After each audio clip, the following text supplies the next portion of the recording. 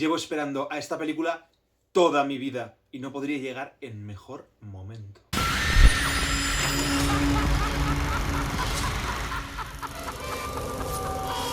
Este lunes fui a ver Frankenstein de Guillermo del Toro y wow, podría estar fácilmente 3 horas hablando sobre el tema, así que vamos a intentar que no sea así. En este vídeo os voy a hablar de todo, de Mary Shelley, de Guillermo del Toro, de su relación con Frankenstein, de qué simboliza el monstruo, de cómo es esta película, por supuesto. Primero, ¿quién es Mary Shelley? Es hija del filósofo William Godwin y de la filósofa también y feminista Mary Wollstonecraft, que murió a los pocos días de nacer la propia Mary. Y ya, este dato sobre la vida de Mary Shelley lo vamos a ver en la obra de Guillermo del Toro.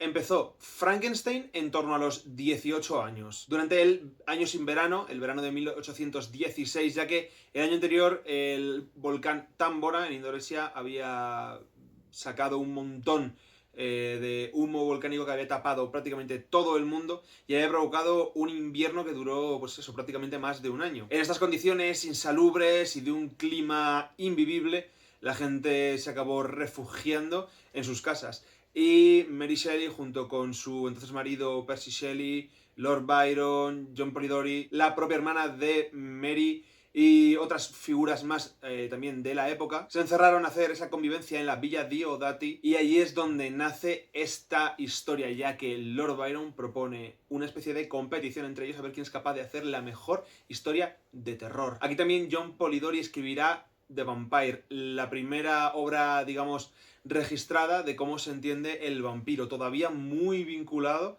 a esas leyendas de Europa del Este. Mary dijo que el monstruo se le apareció en sueños, que la idea original viene de una especie de pesadilla o de sueño lúcido, aunque bueno, sabiendo un poco cómo es la cosa en estas épocas, en este siglo XIX, en el que tenemos todos los sentimientos a flor de piel y todo como muy romantizado y tal, probablemente sea simplemente una figura retórica, de alguna manera intentar vender su obra, pero sí que bebe un poquito de este zeitgeist de la época, de como romantizarlo todo e ir como al origen de las cosas. La obra se publicó 2 años después, en 1818, aunque bajo el nombre de su marido Percy. No tardaría mucho en reivindicar su autoría, eliminando también algunos de los añadidos que había puesto su marido a la hora de publicar. Y es que en esta época se recuperan algunas teorías pseudocientíficas que sirven para alimentar ese caldo de cultivo del misterio y del oscuro que estamos viviendo en pleno Renacimiento. Creo que el punto más importante es el galvanismo, que son esos pequeños experimentos en los que utilizando metales y electricidad se conseguía pues utilizar esos espasmos musculares para dar la ilusión de que un cuerpo podía volver a la vida, y esto es la piedra fundamental de muchos estudios científicos de esta época. Pero también recuperaremos a cierta corriente alquimista, por decirlo de alguna manera, por ejemplo los experimentos de Dippet, principalmente también pues la electricidad, los humores, los vapores místicos. Y analizando la figura de Mary Shelley nos damos cuenta de que toda su obra tiene cierto tinte autobiográfico, imbricado mucho con el contexto histórico y su drama familiar, que no es de extrañar que esto resuene tanto en la obra de Guillermo del Toro. La novela Frankenstein o el moderno Prometeo narra esta historia pues de un hombre que intenta devolver la vida a un cuerpo, o al menos crear vida, y tiene una estructura bastante particular. Su forma es epistolar, es decir, está escrita mediante cartas, pero tiene una especie de estructura de matrioshka, en el que tenemos una carta dentro de otra carta dentro de otra carta. Tenemos primero al capitán del barco, a Walton, que nos cuenta lo que él había experimentado estando cerca del polo. Después, una vez que se encuentra con Víctor, Víctor cuenta su versión de los hechos, y más adelante Víctor contará lo que le dijo el monstruo. Así que tenemos un poco esa especie de capas una encima de la otra, y el lector pues estaría leyendo la versión de la versión, o la interpretación o sensaciones muy borrosas y muy poco objetivas de lo que habría sucedido en esta historia. De hecho, en esta última relectura que he hecho, le he intentado dar esa especie de teoría que surge de que el monstruo realmente no existe, sino que es una especie de psicosis que sufre Víctor cuando intenta jugar a ser Dios. Y el resultado que estoy obteniendo leeroslo y hablamos. ¿Qué temas se tratan en esta probablemente primera obra del género de la ciencia ficción? Para empezar hablamos, aunque es muy pronto para utilizar ese término, de bioética, o al menos de la responsabilidad autoral. Eso que se llama hubris científico. Menudo palabra, ya empezamos con... De ahí viene que en el título se mencione a Prometeo, el de la leyenda griega. También hablamos de algo muy importante que también permea en la obra de Guillermo del Toro, que es la identidad y la alienación. Y es que el monstruo va a ser un ejemplo o una metáfora de la otredad, de la marginalidad social. El concepto de nature versus nurture. Básicamente la guerra eterna que va a haber siempre entre jovesianos y rusonianos sobre si el hombre nace bueno por naturaleza y se va pervirtiendo cuando toca la sociedad, o el ser humano es un animal y la sociedad trata de proponerle freno y, bueno, humanizarle. También se toca, aunque más superficialmente, el tema de la maternidad y el duelo, ya que Mary Shelley, entre que empieza a escribir esta obra y finalmente se publica, pierde a su hija recién nacida y pierde a su hermana. ¿Por qué es importante Frankenstein a día de hoy, en pleno 2025? Es que estamos en un contexto sociopolítico bastante concreto. Hay varios temas que están sobre la mesa. Primero, la inteligencia artificial. Es algo nuevo, un avance científico que está sobre la mesa, está cambiando el paradigma de prácticamente todo el estudio científico. Es normal que resurjan estos relatos que hablan sobre cómo se deshumaniza la sociedad. Otro tema que es un poco más tangencial, pero también se ve en la película, también en el libro, es la preocupación por un clima político en el que estamos actualmente, en el que ciertos movimientos de intolerancia están ganando muchísima fuerza y están haciendo muchísimo ruido. Y además la película también nos permite tener esa perspectiva de qué pasa si el ser humano vuelve a nacer desde cero sin conceptos preestablecidos y básicamente deconstruido por completo. Y el propio Guillermo del Toro dijo en el Festival de Venecia una frase que yo creo que es clave para entender cómo va a ir orientada su adaptación cinematográfica, que es: solo los monstruos juegan a ser Dios. Bueno, vamos a hablar de uno de mis directores favoritos, que es Guillermo del Toro, que es una persona que lleva décadas obsesionada con la figura de Frankenstein, y también ha basado mucho su obra en la literatura de Mary Shelley y de las hermanas Bronte. Su obsesión por la figura del monstruo de Frankenstein, a la cual accedió pues como con 10-11 años, ha llevado, pues, os voy a enseñar imágenes de la Bleak House, que es su casa, cómo está decorada, el nivel de obsesión que tiene por este personaje y el nivel de estudio que ha realizado sobre él. En su obra, que está llena de criaturas fantásticas e inhumanas, los verdaderos monstruos son las personas de a pie, y las criaturas, los marginados, son verdaderos incomprendidos y los protagonistas de la historia. Entendemos por qué Frankenstein, ¿no? Vale, llevo siguiendo noticias sobre esta película los últimos 2-3 años. Y bueno, mi opinión ha ido fluctuando con el tiempo. La primera red flag era que el interés de Guillermo del Toro por poner en marcha esta adaptación de la novela de Mary Shelley fue a raíz de la película de Kenneth Branagh. Que si me conocéis, sabéis que tengo definitivamente opiniones sobre esta persona, sobre este director, y bueno, yo me asusté aquí. Al menos lo que le interesó fue su tratamiento de guión. Así que digamos que es un buen punto de partida. Sabemos que empezó a hacer tratamientos de guión allá por 2008 y en 2013 mostró su voluntad de que Benedict Cumberbatch interpretara al monstruo. Sin embargo, fue imposible y prácticamente hasta el último momento antes de rodar estaba confirmado como monstruo Andrew Garfield, que por temas de agenda se tuvo que bajar del barco, y en tan solo 9 semanas Jacob Elordi se prepara este papel, que ya hablaré más adelante. Porque claro, yo tenía el contexto de recién salido de Euphoria y de Saltburn, donde tampoco es que demuestre mucho sus dotes actorales, que las tiene. Y tenía un poquito miedo de que esto de poner un tío hot para hacer de monstruo me recordaba un poquito al Joker de Heath Ledger, que también tengo opiniones al respecto. Pero bueno, el cast fue tomando forma. Teníamos a Oscar Isaac, que, en fin, Mia Goth, que le rezo todas las noches, y Christoph Waltz, que es uno de los actores más infrautilizados de todo Hollywood. ¿Cuál es la inspiración que toma Guillermo del Toro para la imagen que va a tener el monstruo de Frankenstein en su película?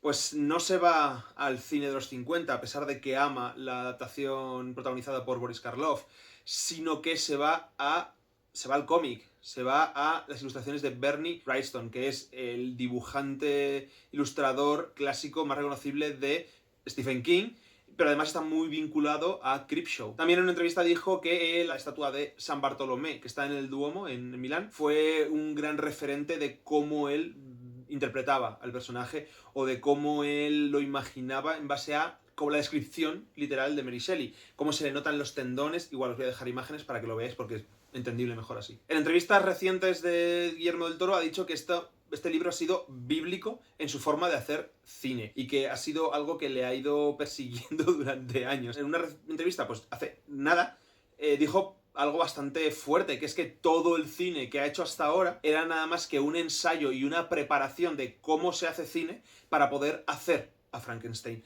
O sea, es como que ha llegado al momento indicado para hacer la película y volcar todos sus conocimientos a lo largo de años. Y que a partir de ahora empieza una nueva etapa para él en la que va a ser experimentar y de nuevo volver a sorprenderse y asustarse con el cine. Estéticamente, el estilo de Guillermo del Toro es una mezcla entre art déco, barroco, gótico, steampunk, muy maximalista y que además siempre solía incluir la figura de un monstruo que no dejaba de ser una figura incomprendida. Su película favorita es El espíritu de la colmena. Es que estaba todo vinculado desde el principio con Frankenstein. Os voy a leer de forma literal algunas citas sobre esta película porque creo que dejan muy claro cuál es su perspectiva. En 2006 le dijo a The Guardian: lo que me encanta y lo que encuentro inalcanzable del espíritu de la colmena es esa capacidad de un hombre que está ocupado por algo distinto a lo fantástico. Y en 2018 a The Criterion Collection le dijo lo siguiente: el espíritu de la colmena es una película que transformó mi vida. Haga lo que haga en la vida, dos sombras se proyectan sobre la mía. Una es el Frankenstein de James Whale, es decir, Boris Karloff, y la otra es el espíritu de la colmena de Víctor Erice, y ambas son la misma. Sí. Sí. Voy a proceder a partir de aquí a hacer una reseña de la película porque me puedo tirar de verdad una hora solo hablando sobre Frankenstein sin hablar de esta película. Y de momento vamos a hablar sin spoilers. Luego os aviso. Frankenstein de 2025 de Guillermo del Toro no es para nada un remake literal del libro, sino que utiliza la figura del monstruo para reivindicar y denunciar ciertos aspectos que a él le interesan. Irónicamente, creo que esto hace que sea más fiel al espíritu de la novela original, tratando de denunciar pues causas sociales, marginalidad y sobre todo poner en tela de juicio la moralidad humana. Respeta la estructura del libro, no en su formato epistolar, aunque sí brevemente, sino que reparte el peso entre una primera mitad narrada desde la perspectiva básicamente en exclusiva de Víctor Frankenstein y la segunda mitad narrada desde la perspectiva del monstruo y contando cómo ha ido experimentando y conociendo el mundo. Del Toro aquí está más comedido con su estilo visual habitual. Sabe que la historia le pide estar un poco más integrado con la realidad, así que limita de alguna manera esta creatividad o este estilo al urbanismo, a la arquitectura y a la decoración. Y más allá de este art déco exacerbado, pues tenemos un par de escenas lisérgicas que creo que sí que casan mucho más con lo que conocemos de él. Se separa del libro bastante a la hora de ejemplificar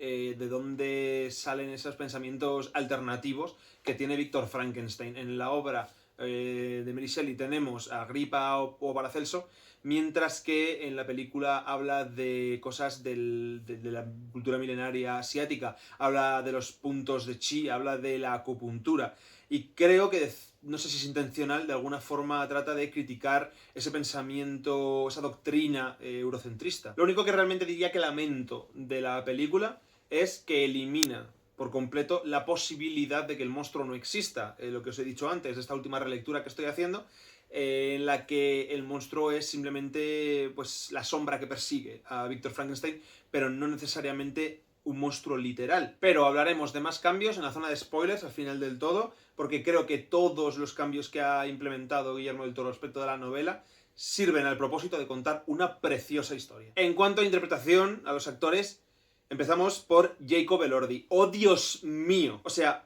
tiene esa dualidad entre niño-animal y un hombre sabio que ha ido observando el mundo y sacando sus propias conclusiones. Son prácticamente dos personajes totalmente diferentes unidos en uno. Y además esa fisicalidad que le da al personaje con esos rasgos simiescos son una barbaridad, y que solo tuviera 9 meses para preparar este personaje me parece absolutamente de locos. Oscar Isaac en el papel de Víctor Frankenstein es una elección cuanto menos peculiar, pero creo que ha dado con la tecla, ya que representa a un Víctor algo egocéntrico, manipulador, violento, pero sobre todo creo que Oscar Isaac era el actor indicado para plasmar el descenso de un personaje desde la genialidad hacia la locura. Y qué decir de Mia Goth en el papel de Elizabeth. Es delicada y empática, es una delicia de personaje.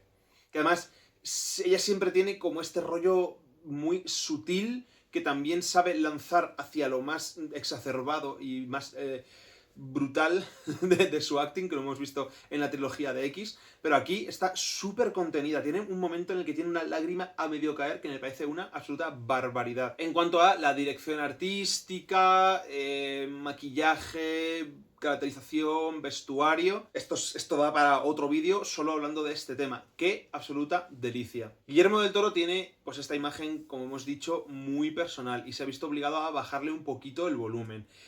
Sin embargo, no es capaz de renunciar a su sabor, a esa cosa que solo tiene Guillermo del Toro. Y es que las condiciones de la época en la que se está ubicando la historia son idóneas para desplegar este gusto por lo barroco, gótico, incluso con ciertos tintes de ciencia ficción adelantada a su tiempo. Y es que tengo que recalcar, hay un par de escenas que me parecen increíbles, como se utiliza el vestuario y el atrezo. Y hay 2 funerales en la película, hasta ahí no voy a dar spoilers.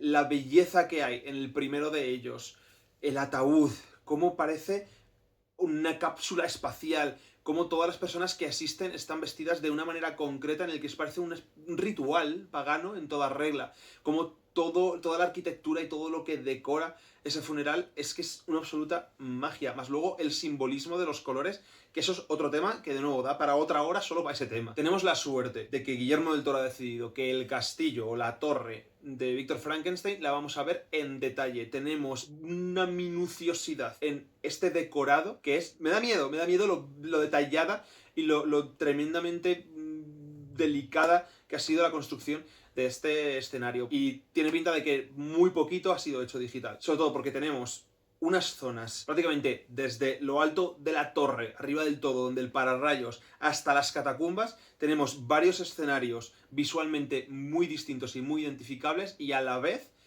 que definen totalmente al personaje que está habitando en él. Y el vestuario es que es una absoluta locura. De nuevo, el uso del color rojo tiene un significado bastante interesante en esta película, pero es que quiero hablar sobre todo del vestuario de Elizabeth, interpretada por Mia Goth.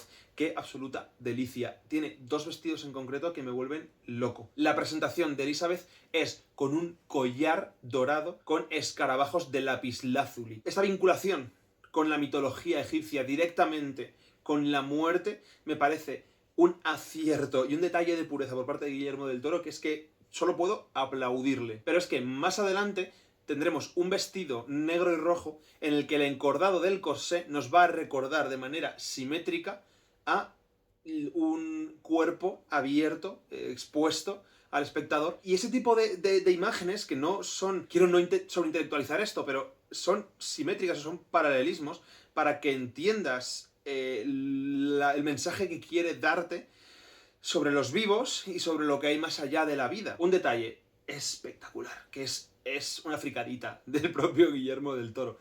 Hay un vestido que llevará a Elizabeth durante el día de su boda, en el que los brazos son una especie de vendajes de seda. Esto es totalmente un reflejo de cómo es la ropa de la novia de Frankenstein en la película en blanco y negro. Y otro detallito de pureza así tontorrón que tiene es que el monstruo tiene un mechón gris saliéndole de una de las partes de la cabeza, que también muestra un poco ese paralelismo con la película clásica, o al menos con su hipotética esposa. Tengo que recalcar que el diseño de los protésicos del monstruo me parecen una absoluta barbaridad.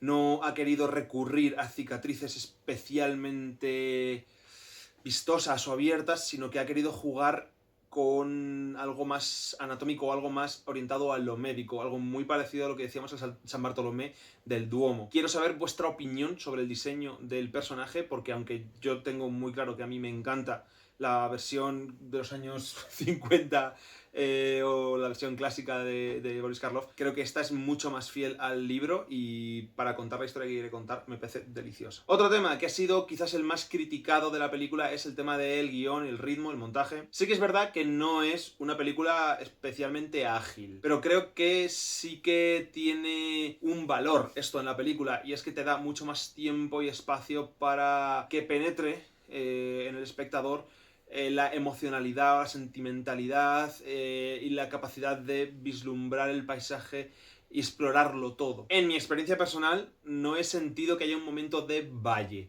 Sí que es verdad que siento que ha tardado mucho en llegar hasta el final, pero justo en el momento en el que tuve esta reflexión de que cuánto queda, inmediatamente mete el turbo y se va directo hacia el desenlace. Entonces, por mi parte, ninguna queja. Ya veremos cuando la vuelva a ver si esto me molesta. Vale, voy a hablar de los temas que trata la película, de algunos cambios que hace Guillermo del Toro y de cómo... de qué va la peli, básicamente. Así que aquí entramos en zona de spoilers. Si no te quieres comer tremenda destripada de esta película, valga la ironía, ve a verla y luego ya cuando la hayas visto vuelves y la comentamos juntos. Vale, el primer tema que le preocupa muchísimo a Guillermo del Toro y que se ve claramente en esta película es el tema de la paternidad y el perdón. El personaje del padre en el libro no muere, al menos no se habla de su muerte muy el momento en el que muere en la película, ¿vale? Cambia bastante su relación con Víctor, ya que en esta película es más tirano, mucho más firme, más recto, que prácticamente con su muerte libera a su hijo para cumplir su sueño o su destino. Y esto sirve porque más adelante veremos a Víctor convertirse en un reflejo con la criatura de lo que ha sido su padre con él.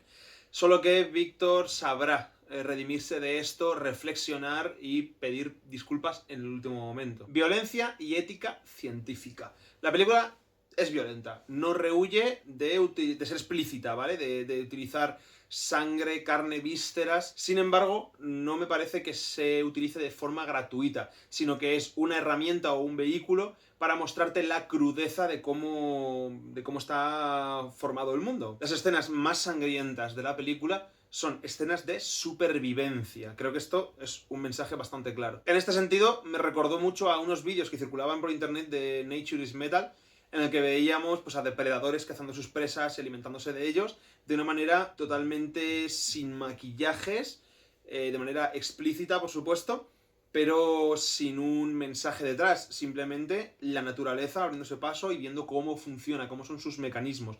Y eso mismo creo que es lo que ha querido enseñar Guillermo del Toro. Esto es especialmente visible en la trama de los granjeros, en la parte que cuenta el monstruo, que ha cambiado bastante respecto de cómo es en el libro, para también añadirnos un poco este mensaje o esta enseñanza sobre el ciclo de la vida. Hay una frase que me he quedado con ella que creo que define completamente la película, a ver si me acuerdo, era... entendí que el hombre no odia al lobo, igual que el lobo no odia a las ovejas.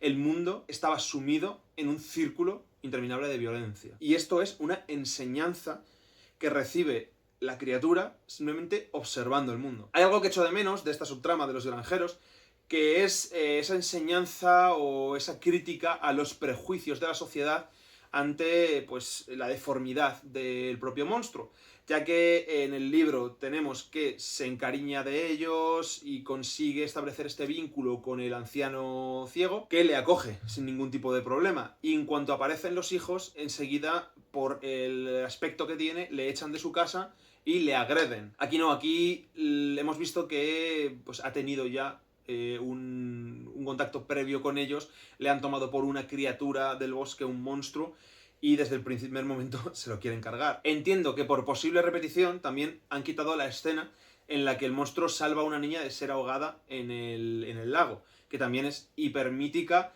y me parece un poco contradictorio, ya que es una escena súper importante dentro de el espíritu de la colmena.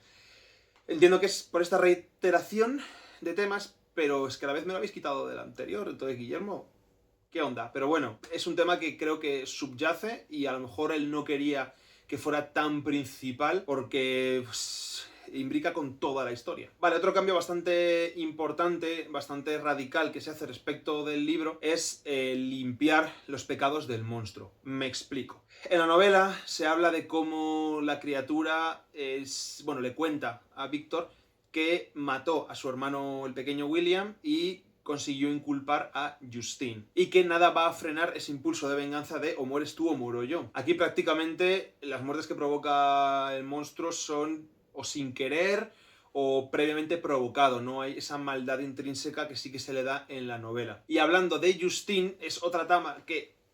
¿Por qué? ¿Por qué se fue? O sea, entiendo que por tiempo, obviamente. Pero el juicio de Justine es súper importante dentro de la novela y creo que le da un empaque y me da una sensación de estar adelantada a su tiempo la propia Mary Shelley, porque es un juicio en el que una mujer entra a básicamente juzgar sobre ejecutarla sabiendo que no tiene ningún tipo de posibilidades de salir inocente, a pesar de que ella sabe que es inocente, la gente está diciendo que es inocente, pero se la va a culpar de todos modos. Esto es increíble. Entiendo por qué no está en la película. También ha cambiado ciertas líneas familiares. Entiendo que por ahorrarse líos, ya que Elizabeth no es la mujer de William, William es el hermano pequeño y es prácticamente un crío, sino que es la prima de estos dos y a la vez se va a casar con Víctor. Entonces entiendo por qué ha habido este cambio en la historia. En la novela, Víctor sí que accede en un primer momento a crearle una compañera al monstruo. En el último momento reflexiona y se da cuenta de que igual no es la mejor idea, no vaya a ser que puedan procrear y llenar el mundo de seres inmortales y deformes. Así que destruye su creación y el monstruo la ve. Entonces decide vengarse, ya que yo no puedo tener amor, tú tampoco lo tendrás, y entonces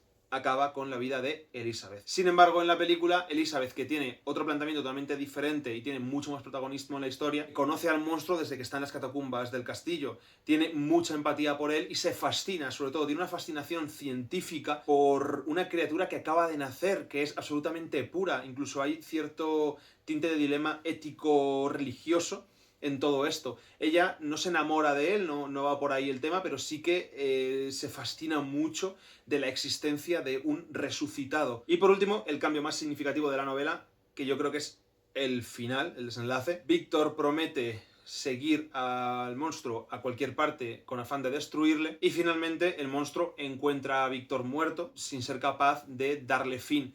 Por tanto, entiende que está condenado a pasar toda la eternidad solo en este mundo. Sin embargo, en la película, pues como os he comentado antes, va a haber una redención y va a haber un perdón. Y es que Víctor, en el último momento en el barco, va a escuchar el relato del monstruo, va a ser consciente de que se ha convertido en su padre. Dice, di por última vez mi nombre, aquel que mi padre me dio. Y en ese momento suelta ese lastre de haberse convertido en el monstruo, en el tirano, que era su padre con él, y decide no ser lo mismo, pedir perdón al monstruo y darle la libertad.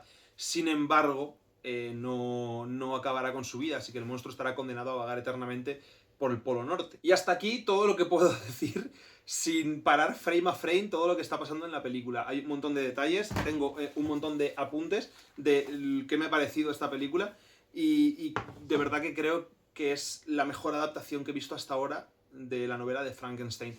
Es una oda de amor absoluto a la ciencia ficción, al terror, a lo gótico, al drama humano.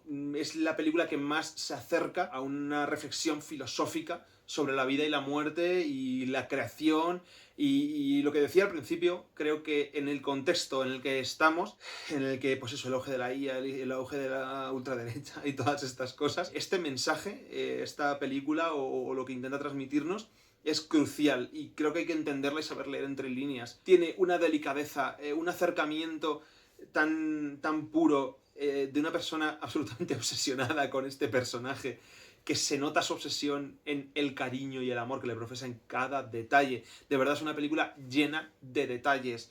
Es minuciosa, estéticamente y atmosféricamente hace todo lo que hace Nosferatu, pero al mismo tiempo tiene otra dimensión más en la que emocionalmente te ataca muchísimo. Sientes pena por el monstruo cuando está siendo agredido, te sientes inmediatamente vinculado con él. Es que esto es tan clave del cine de Guillermo del Toro que igual tengo que hacer un vídeo sobre Guillermo del Toro, aunque tendría que reverme muchas de sus películas y algunas más nuevas que no he visto, pero es un embrujo al que te somete su cine, que es que solo puedo decir que vayáis a verla. Eso sí, por favor, se estrena el 7 de noviembre en Netflix, id a verla al cine por favor.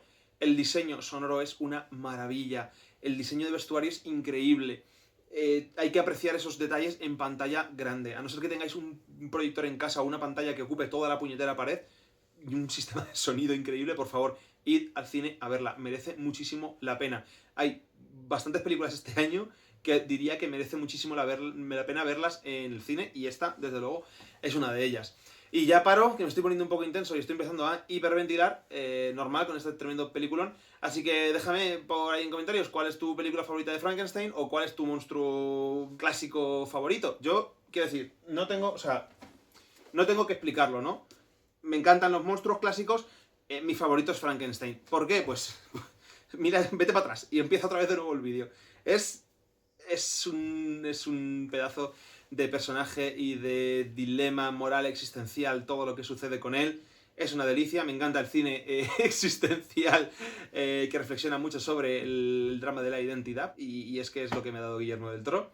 Y creo que Mary Shelley estaría súper orgullosa de ver esta película, la verdad. Y con esto damos por concluido el primer octubre maldito 2025. Ya se acabó la temporada de Howling, aunque no en mi corazón. Vamos a empezar a hacer otro tipo de contenido. Déjame en comentarios qué quieres ver, análisis de toda la filmografía de un director, quieres que analice una película, que hable sobre temas de cómo funciona la industria detrás de las cámaras y detrás de las alfombras rojas. Cualquier cosa, déjamelo en los comentarios, estaré dispuesto a hacer grandes investigaciones y a traeroslo aquí a la pantalla. Muchísimas gracias por seguirme y recordad que lo que pasa en el Zulo se queda en el Zulo. He olvidado decir que como buena película de Guillermo del Toro, por supuesto que hay un cameo de Santiago Segura. Si le veis, también dejádmelo en comentarios. A ver dónde está Santiago Segura. Se acabó Howling.